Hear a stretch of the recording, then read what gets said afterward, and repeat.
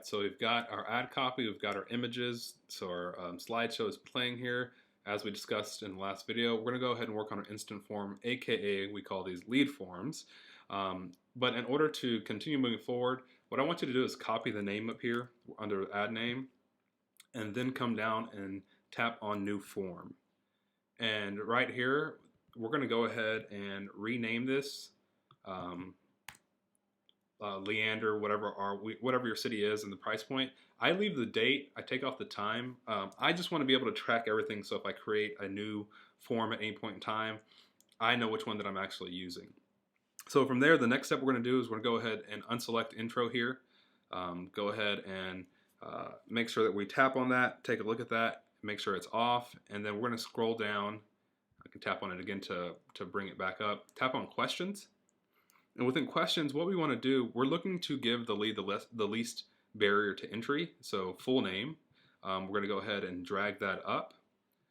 And then from there, what we're going to do is we're going to add a new question, contact fields, and we're going to add the phone number.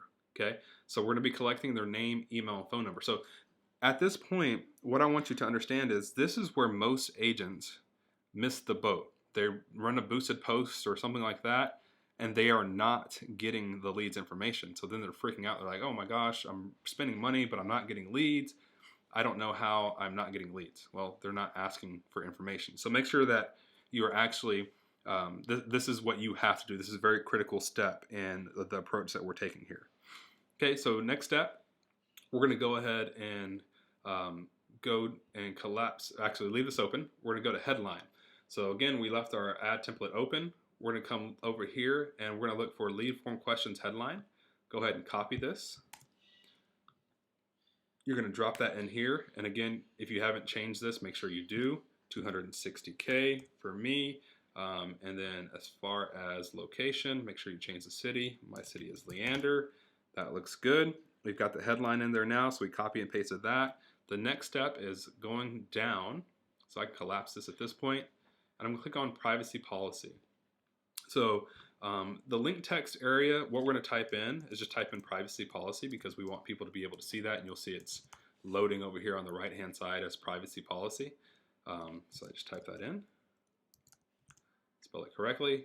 Now for link URL, what I'm going to tell you to do, this is what I'm going to recommend and have recommended. I've changed my recommendation. My recommendation used to be to go to whatever company you work for, scroll down, and use their privacy policy, right? So go ahead and accept this. Every page has their own privacy policy, and it's right here. But what we found is Facebook is starting to flag that for some reason. For some reason, they would rather see you just copy the actual company URL. So if you're Remax, EXP, Keller Williams, whatever company you work for, you're just going to copy the URL. Okay. Go ahead and close that.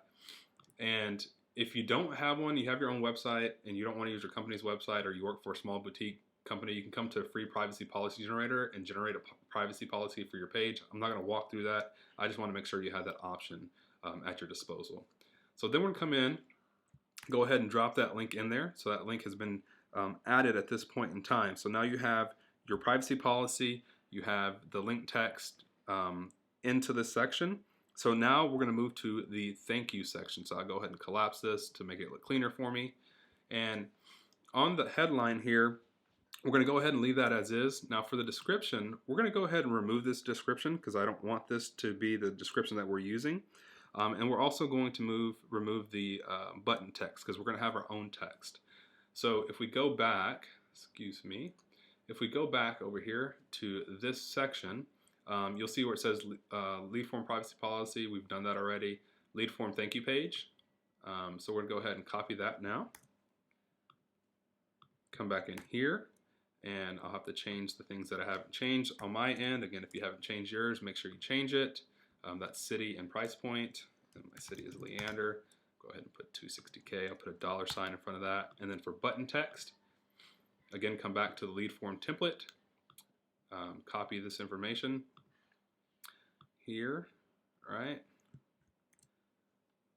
Go ahead and drop that in here and make sure that we do 260K. And now for website link URL, if you recall, I told you to make sure that you left open ManyChat. because we want to copy our bot link. That bot link is going to be where we're going to be. All right, ladies and gentlemen, so this is one of the sections that I was talking about making updates on. So I want to jump in really quick, and the update here is we've gotten rid of ManyChat and we've gotten rid of Zapier. Now that's based on feedback of over 500 agents going through this course at this point. What happened is that Zapier cost $24.99, and then ManyChat cost $10 per 500 leads. So what we figured out was that if we created our own system, right, and we charged $19.95 for that system, well, immediately we're cutting the cost of Zapier. Number two, if we kept getting complaints that the ManyChat chatbot kept repeating things and jumping in when it did not need to. So in our system, what happens is it's all text message now. So the other complaint was that, hey, whenever we're trying to get a lead from ManyChat or Facebook Messenger over to text message or phone call, they're not really connecting.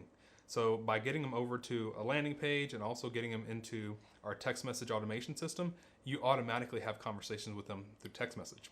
So that's the major update. Now, what's going to happen is you can close the Facebook ad system. It should automatically save that. You can keep it open if you want to. Also, where it says to save the lead form, you can just put like a mock website, like your company's website, Remax, Keller Williams, or whatever have you, right there. Save that for the time being. And I'm going to show you how to go back in and create another lead form, just duplicate it and add the right information that we need you to add. At this point, what's going to happen next is we're going to go in. Yes, the ad is done. You can hit confirm and then just turn it off, right? Confirm, turn it off. But what's going to happen now is we're going to go through the GHL, or converted clients is the name of our company. That's set up. And once you have that all set up, then you can push everything through, and it's going to be a lot more seamless system to be able to get the leads, to talk to the leads, to get them backed up in the CRM, because converted clients is actually a part of a CRM as well that does all this automation. But we wanted to save you money. We wanted to do things based on feedback, because that's really how you grow a business and treat your clients right. So that's what we're doing. So anyway, final points.